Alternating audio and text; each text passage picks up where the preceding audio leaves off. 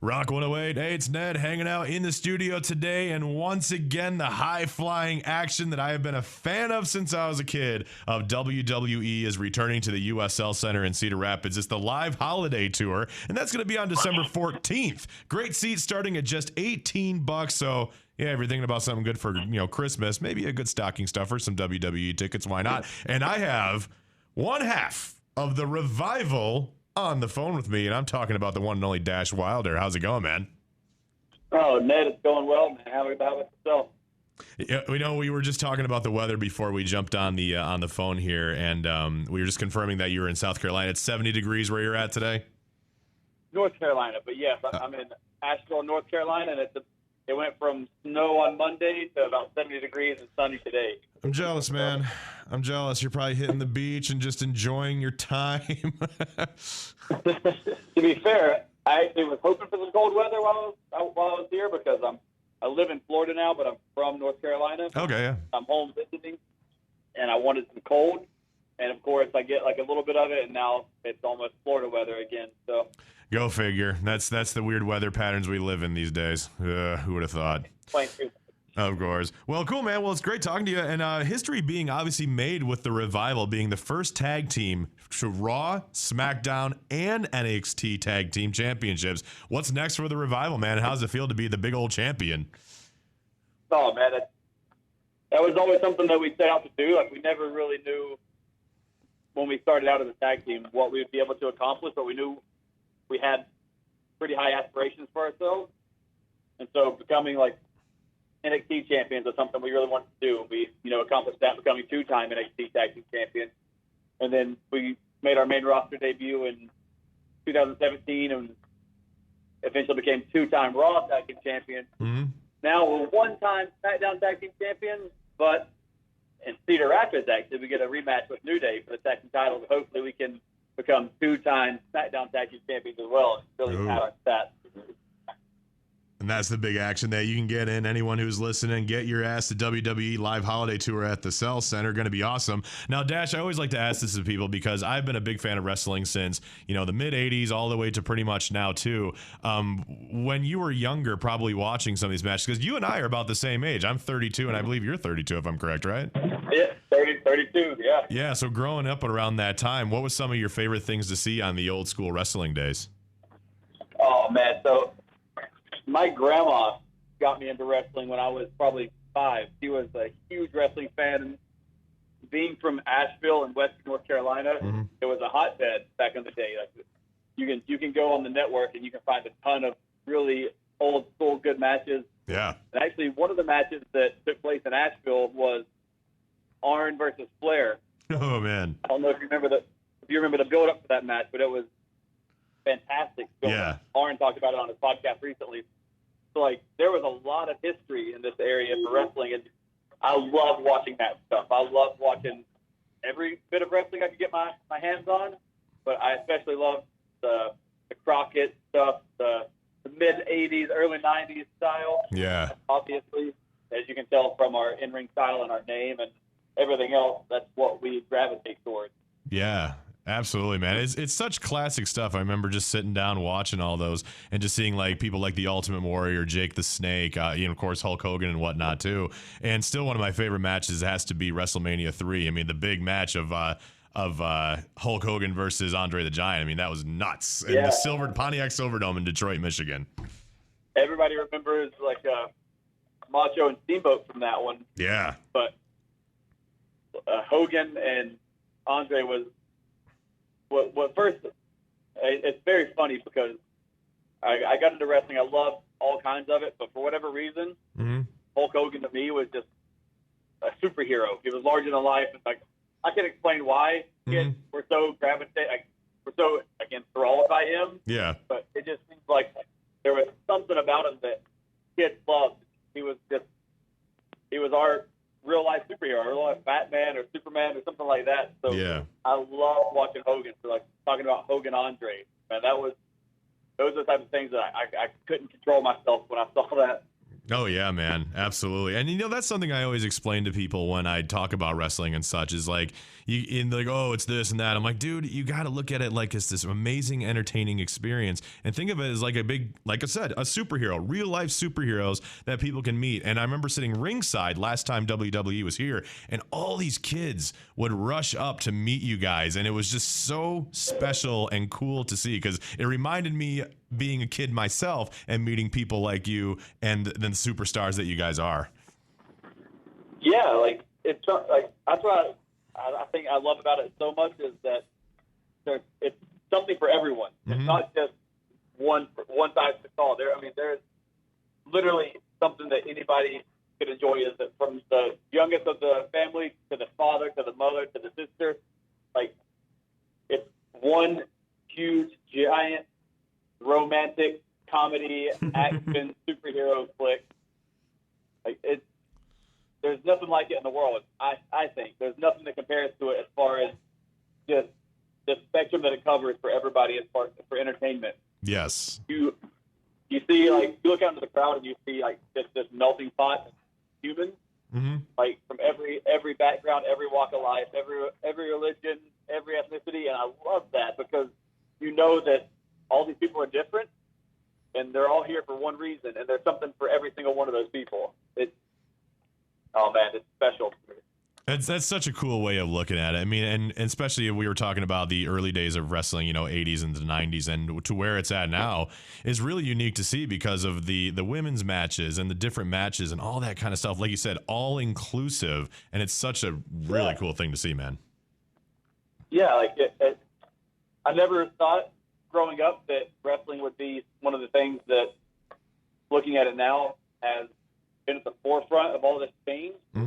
But it really has. If you look at it, it really has brought a lot of people together. And there's enough divisiveness in the world that something as simple as wrestling can really bring people together. And it's changed. Like Dawson has a 5-year-old daughter, who can look up to these women like Sasha and Bailey and Becky and all these like strong, independent women who aren't just there for their looks. They're there because they're so good at what they do, and it gives all these little girls, it gives them hope that they can accomplish whatever they set their mind to. Because you look at it, like you said, in the 90s or the early thousands, and women weren't always presented in like the strongest light, and now it's completely different. The main event of WrestleMania, they're having their own pay-per-views. Like man, it gives me goosebumps thinking about it. You're giving me goosebumps telling me about it.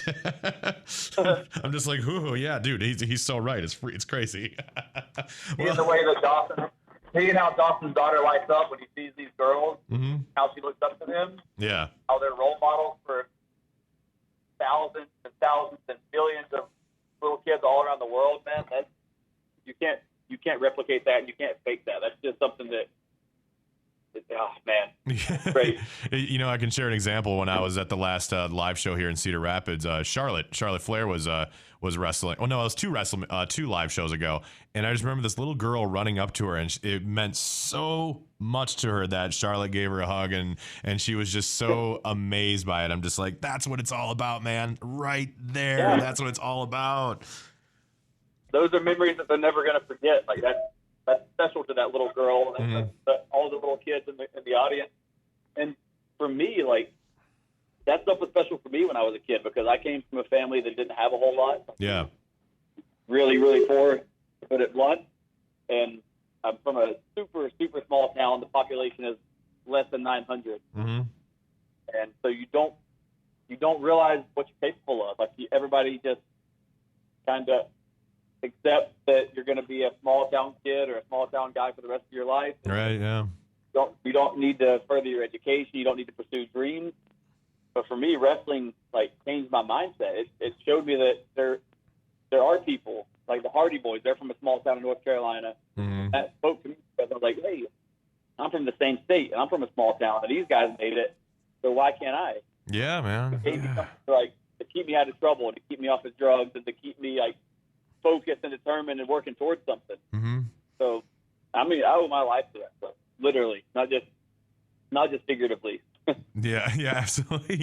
It's interesting. I can kind of compare. I mean, radio is kind of the same way, man. I mean, we don't stay in one place for very long, according to industry standard. That's kind of how it is. But I came from Grand Rapids, Michigan, kind of a bigger market, whatever it may be. But I knew that I had to move on because I wanted to keep growing. Similar to you, you wanted to move on, you wanted to keep growing, and it's really kind of separating yourself from those small places. Like, I can be something bigger, and I get that from wrestling and people like you. Yeah, like I love small town life, and like I come home. I'm in a small town right now. I'm in the same place that I grew up, and I love it and I miss it. Yeah, absolutely. But obviously, like I don't know if I should really even bring this up, but like drugs are an epidemic everywhere. Mm-hmm. But especially in small towns where there's not a lot of people that think that they're going to be able to go any further than that. Like they just think that there's no hope or way out. Yeah. Drugs kind of become a way of life, and I've lost a lot of friends I went to school with because they gave into that. They used it as a crutch or to be a product of their environment, and I lost some of my best friends from school because they just kind of gave up. And wrestling was one of those things that always kind of kept my head above water. Man, I'm not gonna lie. I've interviewed a few WWE wrestlers in my life, but you are topping the number one right now. Just the life stories and stuff that you've been through, man. It's inspiring to hear. It's cool as hell. Oh, man, I appreciate it. But if my story can help even just one other little kid like myself, wow. It's nuts. More than worth it. It's cool, man. Now, obviously, we can sit here and talk about all that stuff, but I always like sharing with our wrestlers outside of the ring. You're obviously talking to a radio station, keeping in shape, and what you do. What kind of music do you listen to when you're working out, or maybe even in your off time? Oh, it just depends on what kind of mindset I'm in, I guess. Like if I'm just like kind of cruising around, usually like relaxing music, top 40, or like a country. But if I'm working out, it's always going to be some sort of rap or metal or some rock. Ooh, yeah. I mean, it covers the entire gamut. Like, I'll probably be jamming out to Slipknot today, I would imagine. Oh, you're speaking to the right station and state for that, man. But I'm going to be doing like deadlift stuff today, and like so heavier weight. So whenever I do heavier weights, I have to be really angry. Yeah, oh yeah. Yeah. We're going to do that. Well, Slipknot, I will say that's epic workout music, no doubt about that. Especially their second album. Yeah. Their second album, Iowa, still fantastic to this day. Iowa's my favorite. Oh, dude. Wait and Bleed makes me want to headbutt concrete. Oh, hell yeah. Oh, I kind of want to listen to it now. Crap. All right, well, I know I've only got a short time with you, man. Oh, I'm sorry, go on. Then play it when I get off here and just rock out to it. There you go. Sweet. Damn. I inspired you to listen to Slipknot and lift harder. Hell yeah. I feel good about that. You should do the same and listen to it. Play it for all your listeners when we get off the phone. All right. I promise this. All right. Now, real quick, Dash, do you celebrate the holiday? Do you celebrate Christmas, Hanukkah? What do you celebrate? I celebrate Christmas, but it's one of those things where I don't do anything, like I don't have a real tradition or anything special. It's just kind of play it by ear. Cool. Every year is a little bit different for me. Like some years I'll get to make all the family stuff. Some days I'll have to work. So it's just, I celebrate it, but I was never one of those people that went all out for it. Oh yeah, absolutely. I enjoy it. I like seeing people come together, but also like try to keep in mind the people that don't have as much. Yeah. Well, then I'm going to roll straight into this small little question then. If you were to celebrate Christmas, what does Dash Wilder want for Christmas? I was this weird kid that always, no matter what, would tell my parents I wanted like socks and underwear just because it was cheaper and cheaper. Yeah.